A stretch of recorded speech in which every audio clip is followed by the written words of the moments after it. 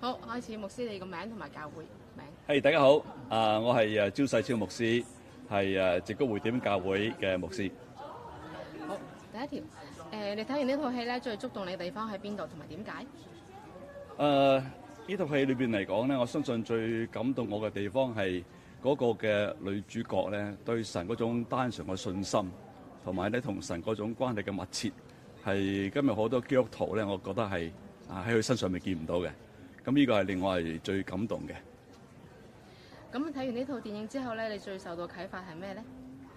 我相信其實咧就呢個 Margaret 帶俾我哋一個好清晰嘅一個嘅信息係咩嘢咧？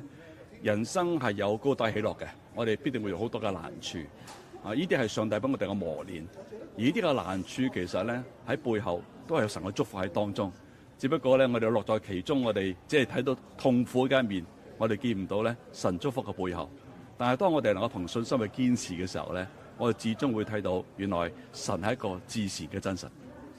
第三條，如果你想同朋友未睇過嘅人推薦，咁你會點講咧？我相信咧就呢個名嚇，即係至善之神啦，我成日聽嘅，咁啊似乎我哋覺得一個好抽象嘅觀念，但係當你如果真係有機會嚟到睇呢套電影嘅時候咧，你會發覺原來呢個唔係一個抽象嘅觀念，我哋所相信嘅神係一個好實在，真係與人同在，聽人禱告，同埋咧係會幫助我哋嘅神。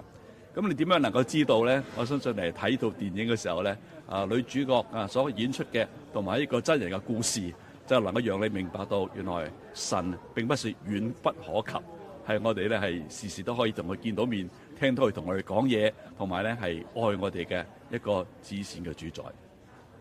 唔該晒，多謝晒詹牧師。唔該晒。